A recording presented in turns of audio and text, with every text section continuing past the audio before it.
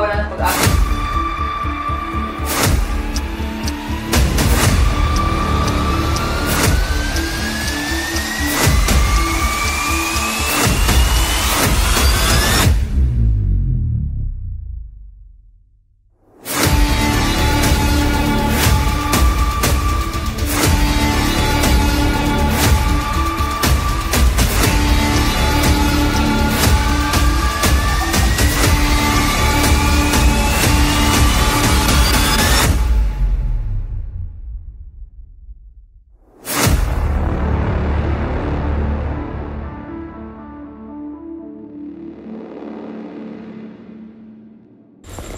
Noong unang panahon, mayroon isang kaharian na tinatawag na Berbania.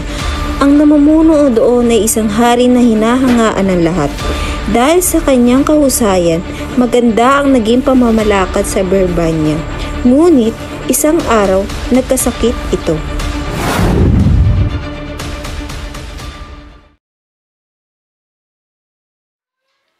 Malubhan na ang sakit ng inyong ama.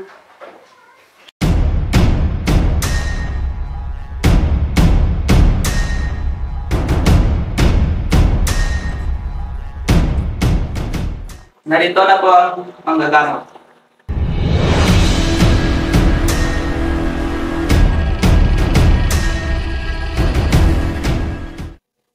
Ang sakit ng hari ay mabigat at masilan. May lunas pa po ba ang karamdaman ng aking ama? Huwag kayong mawawalan ng pag-asa, mahal na prinsipe.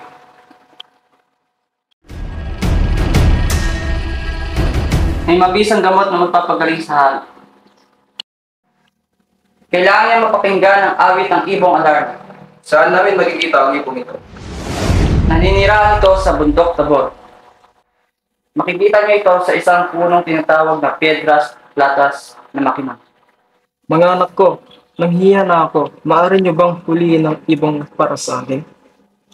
Pedro, Ano pong maipaglilingkod ko sa inyo, aking ama? ikaw ang nakatanda. Maaari mo bang huliin para sa akin?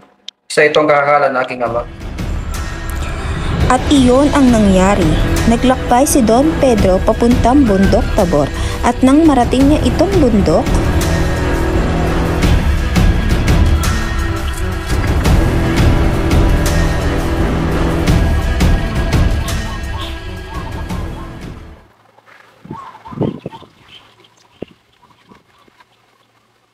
Ito na kaya ang bahay ng ibong iyon?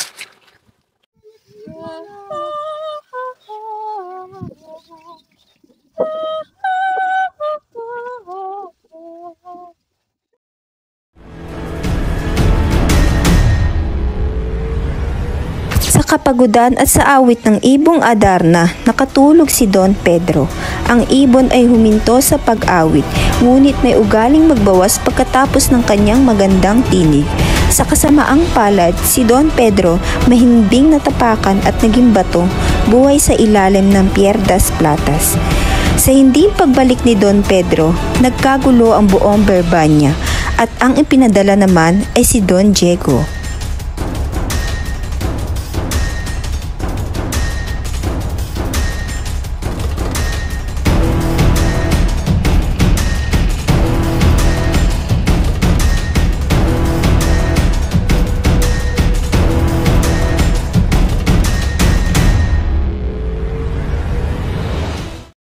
Kaparehong kapalaran ang sinapit na magkapatid, nakinig ng awit at siya'y napahimbing.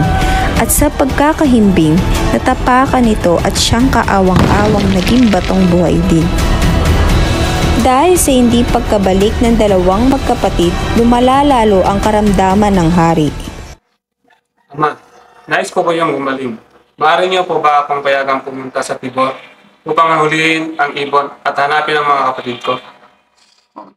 Hindi maaari, anak. Ikaw na lamang ang natitira sa akin at kapag ikaw ay mawala pa, tiyak ako'y mamamatay na. Ngunit ama, ang magitang kang ganyan ay mas mahirap para sa akin. Patawarin ninyo ako, ngunit hindi po ninyo ako papayagan. Ako ay aalis na lamang sa labag ng inyong kalooban.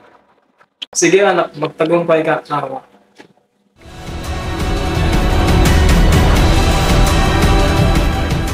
Umalis ang paboritong anak ng hari kahit labag ito sa kanyang kalooban. Hindi tulad ng dalawang kapatid, umalis siyang 5 tinapay lamang ang baon at hindi siya sumakay ng kabayo. Sa bawat isang buwan ng paglalakbay ay saka lamang niya kakainin ang tinapay. Nang makalipas ang 4 na buwan, isang tinapay na lamang ang natitira sa kanya. Sa kanyang paglalakbay, nasalubong niya ang isang leprosong matanda.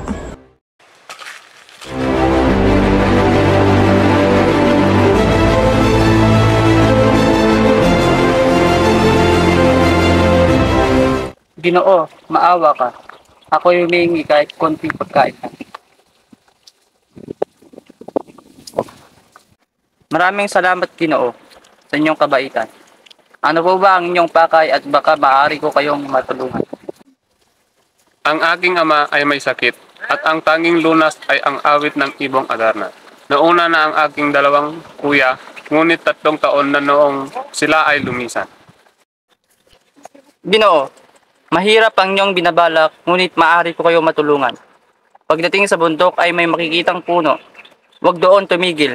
Tumingin lamang kayo sa ibaba at may makikita kayong kubo kung saan naninirahan ang taong magbibigay sa inyo ng payo upang mahuli ang ibon. Mahaba pa po ang inyong biyahe, kaya kunin nyo na po ito. Nagbibiro ka ba? Ibinigay ko na sa iyo yon. Ngunit mas kailangan nyo na ito.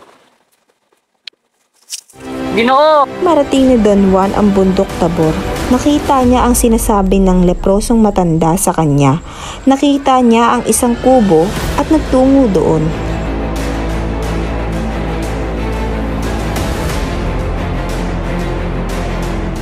Ako ba'y namamalikmata lamang? O talagang kamukha mo ang taong nilimusan ko ng tinapay? Ano ang iyong hangad, Don Juan? Ako po ay nandito upang hulihin ang ibong Adarna na nakapagpapagaling sa aking mahal na ama. Hindi madali ang iyong pakay, Don Juan. Sigurado ko pa sa iyong balak? Natiis ko po ang gutom, pagod at puyat sa paglalakbay. Disidito po ako sa aking pakay. Kung gayon, ganito ang iyong gawin. Sa Piedras Platas, naninirahan ang ibong Adarna. Dumarating ito tuwing hating gabi. Sa pagkatapo, ito ay awit. Ang awit nito ay nakakaantok. Iwasan mo, Don Juan, ang makatulog. Pagkatapos nitong umawit, ito ay magbabawas. Iwasan mo, Don Juan, na ikay mapatakan. Pagkatapos nito, ang ibon ay matutulog. Itali mo siya gamit ito.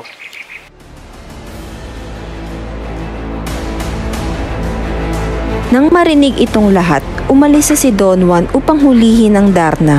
Lahat ng utos ay kanyang ginawa. Sa bawat awit ng Adarna, sinusugatan niya ang palad niya at pinapatakan ito ng daya. Sa sobrang hapdi, siya ay nagigising. 7 sugat ang natamo niya. Naiwasan niya ang ipot ng ibon at naghintay siya ng mahimbing na ito. Sa pagkakahimbing ng ibon ay tinalian niya ito at ipinangkitan sa Magaling, Don Juan. Maaari mo bang kunin ang palayok na iyon? Magmadali ka at buhusan ang 2 bato upang mawala ang sumpa. Yon ang ginawa ni Don Juan. Naging tao muli si Don Pedro at Don Diego. Bumalik silang 3 sa bahay ng ermitanyo upang magpasalamat. Umuwi sila ng sabay-sabay.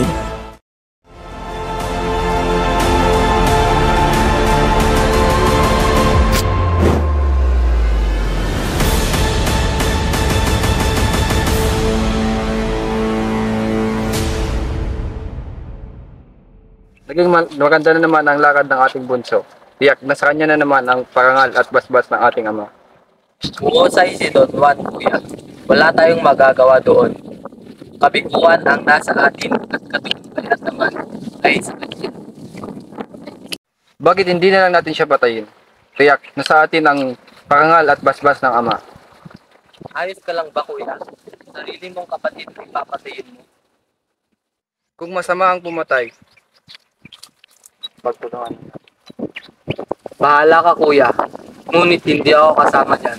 Magbubulag-bulagan na lamang ako.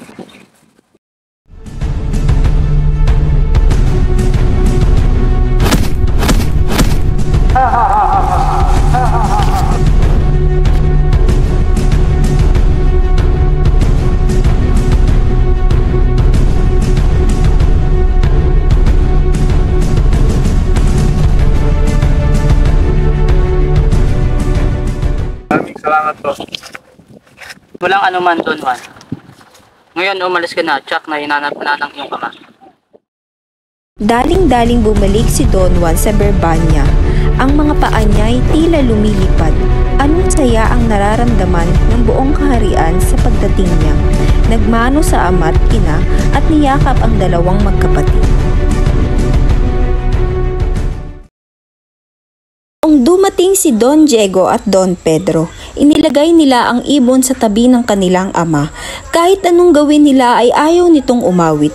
Ngunit nang dumating si Don Juan, hindi lamang ang hari ang sumigla, nagsimula na din umawit ang Adarna.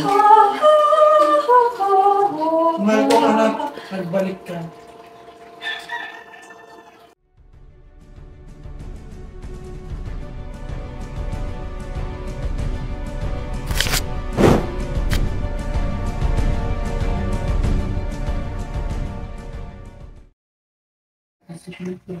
Anong ginawa niyo sa kapatid niyo? Ba't siya nagkaganon? Ang dapat sa inyo ay magmahalan ng lubos. Kayong dalawa, mga taksil! Ama, mahabag ka. Anak mo din sila. Sila po ay napatawad ko na at ako po ay humingi ng kapatawaran para sa kanila. Kung iyon ang iyong gusto, anak, patatawarin ko silang dalawa. Aking mga anak, isa pang pabor ang nais mong ipagawa sa inyo. Pagibantayan ng ulo. Opo.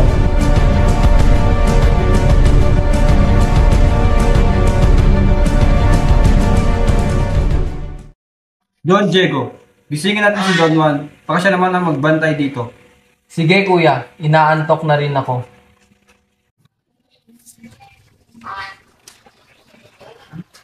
Kapatid, ikaw muna ang magbantay ng ibon. Opo.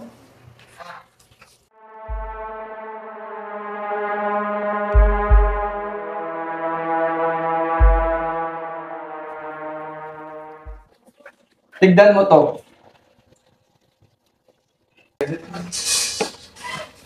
Naku, nasan na kaya ang ibon? Hala, nakalipad na siguro siya palabas. Alam ko na. Aalis na lang ako sa Berbanya.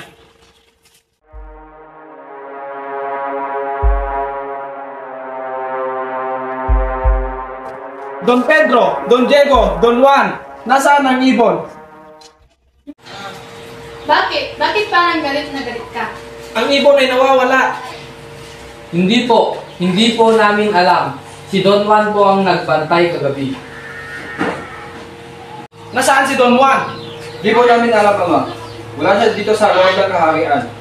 Hanapin niyo siya. Magmadali kayo. Hanapin niyo.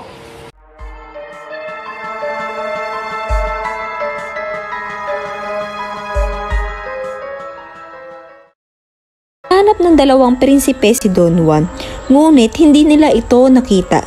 Nahalughog na nila ang mga malalapik na puok sa kanilang kaharian, maliban sa bundok ng Armenia, na buong buhay nila ay hindi pa nila nararating. Nang marating nila ito, nabighani sila sa kagandahan ng mga tanawin. Ang mga puno ay naghuhumintik sa bunga at parang hiwagang nawawala ang kanilang mga problema.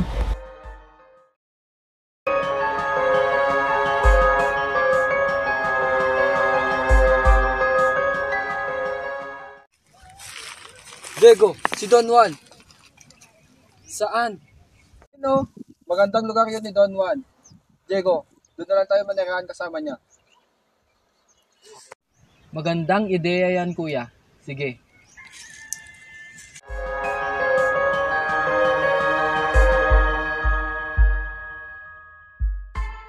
Juan, aming bunso.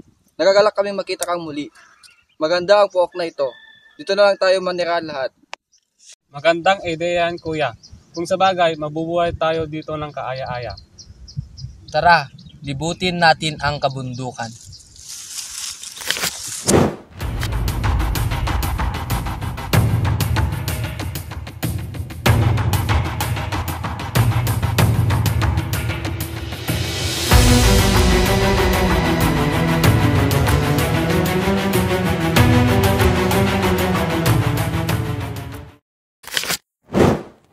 Mga kapatid, tignan nyo ang gandang lawak. Sino kaya ang may-ari nito? Imposibleng may nagmamay-ari sa lawang ito. Wala namang bahay na nakapaligid dito. Tara, puntahan na natin. Ako na mauuna.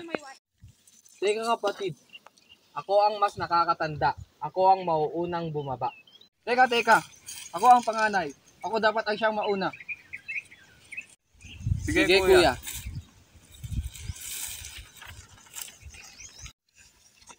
Kuya, anong meron dyan? Kuya, bakit parang namumutla ka? Madilim. Lubang malalim ang lawa. Di ko nakatingang ilalim. Kung gayon, ako na muna ang sisisid. Kuya, anong meron dyan? Diego, namumutla ka ng todo. Halika, maupo ka muna. Madilim, lubhang malalim. Di ko rin nasisid ang ilalim ng lawa. Kung gayon, ako din ang bababa. Si Don Juan lamang ang nakarating sa pinakailalim ng balon. Ang dalawang magkapatid ay muling nakadama ng pagkabigo. Sa ilalim ng balon ay mayroong kaharian, isang kaharian na pagkaganda-ganda. Sa kahariang iyon, naninirahan magkapatid na parehong mayroong bantay. Napakagandang binibini. Sino ka? Ano ang iyong pakay? Magandang binibini. Huwag mo sanang masamain ang pagpunta ko dito. Nabiyag ako sa iyong kagandahan. Handa akong paglingkuran ka habang buhay. Kay tamis ng iyong mga salita, ngunit ayoko. Mahal kong prinsesa, ang buhay ko'y ikaw. Tanggapin mo ang aking puso. Pag yung puso ko ay naglaho, nagtagsil ka sa iyong pangako. Pagtataksil, hindi ko magagawa iyan sa aking pinakamamahal.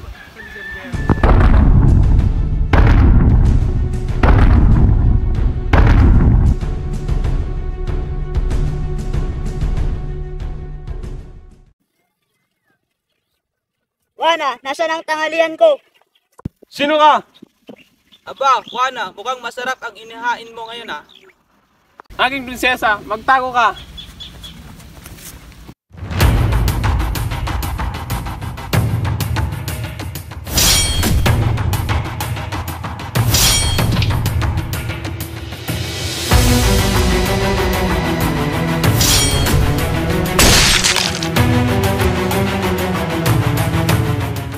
Okay ka lang, aking mahal?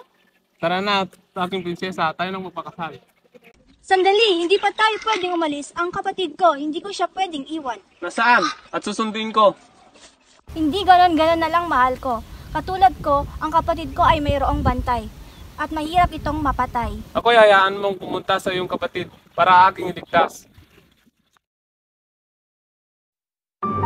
Sa pag-alis ni Don Juan, nalungkod ang dalawang mag-irog.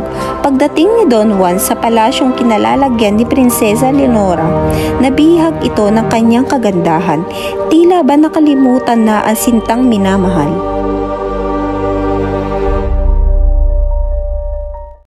Napakagandang binibini. Sino ka? Bakit ka naparito? Naparito ako upang kayo'y paglingkuran. Ginoo, hindi mo ba nalalaman na ang buhay mo ay nasa panganib dahil sa serpyenteng nagbabantay sa akin? Mapanganib man ang aking haharapin.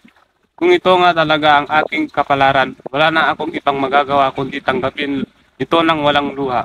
Ang tunay na kamatayan ay ang di makasilayan. Ikaw ba ay nagbibiro, Ginoo? Ikaw nga ay lumayo-layo, hindi kita kailangan. Ang buhay mo ay masasayang lamang. Ito ang boteng pabatay sa serpyenteng aking bantay. Galingan mo at ako'y iyong balikan.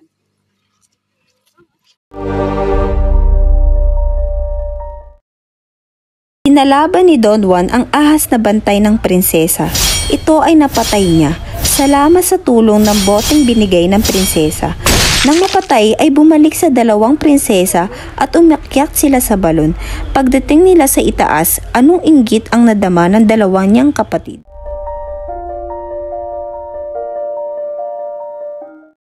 Kay ganda, prinsesa niya aking kapatid. Niligtas ko sila sa lawa. Naku, ang singsing ko, naiwan ko sa lawa. Huwag kang mag-alala, prinsesa. Kunin ko na sa lawa. Umuwi ng Birmania ang dalawang magkapatid. Doon ikinasal si Prinsesa Juana kay Don Diego.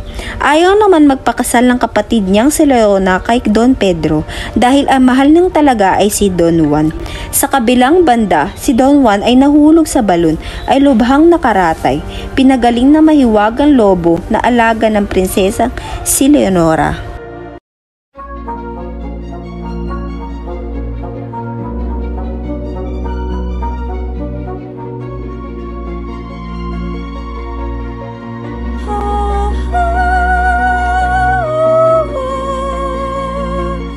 Nakinggan ni Don Juan ang awitin ng ibon at nagtungo nga sa Delos Cristal. Ako'y nabihag ng iyong kagandahan. Nang makita ang iyong kariktan, puso ko'y kakaba-kaba.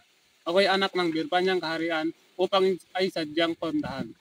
Narito upang ikay paglingkuran sa laylay ng aking buhay pagpakailanman. Tumindig ka, Ginoo, kung ang sinasabi mo ay totoo.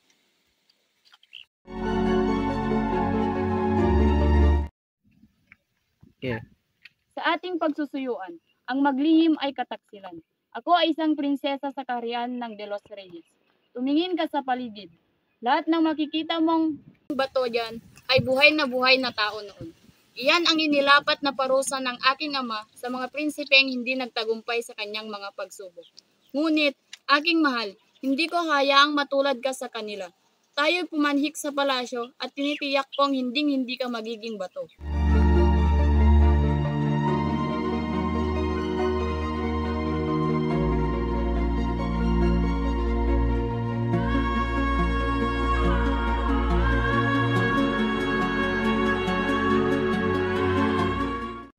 Magandang hapon, mahal na hari.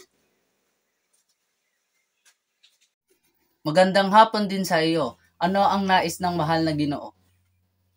Narito po ako upang hingin ang kamay ng inyong pinakamagandang anak na si Don Maria. Kung ganoon, maaari mo ba akong bigyan ng kaunting pabor? Lahat po ay gagawin para sa mahal na hari.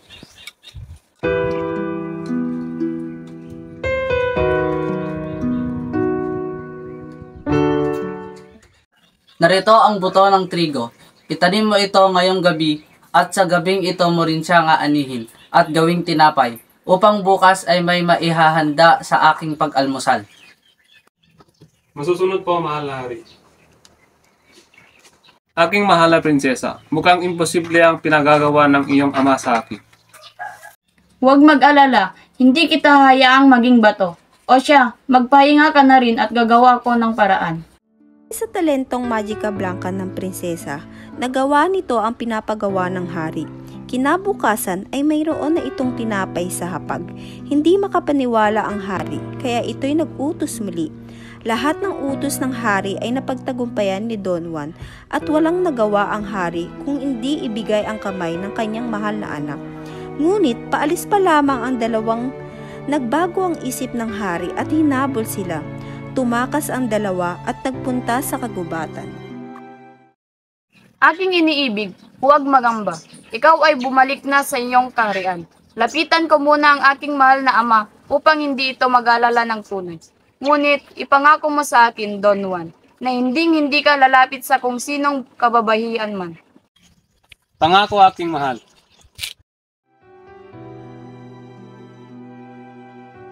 Sila ay nagkahiwalay at si Don Juan ay umuwi.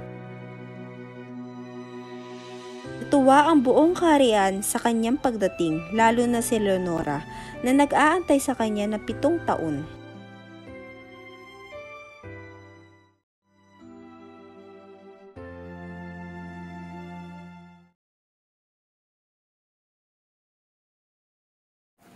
Sa 7 taong paghihintay, nasilayan ko din ang aking mahal. Na hari, ang pagpakasal sa iba ay pagtaksil sa aking mahal. Kaya ngayong nandito siya, anong saya ang naramdaman? Kung gayon, bukas na bukas din kayo ay ikakasal.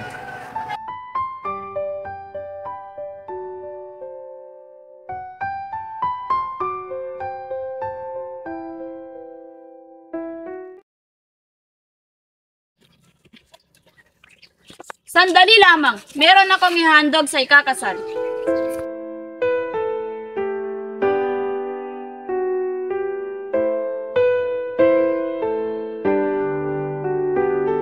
Ikinasal si Doña Maria kay Don Juan. Si Don Juan ay nagmana ng kaharian ng Berbanya at nagmuno doon ng tulad ng kanyang mahal na ama.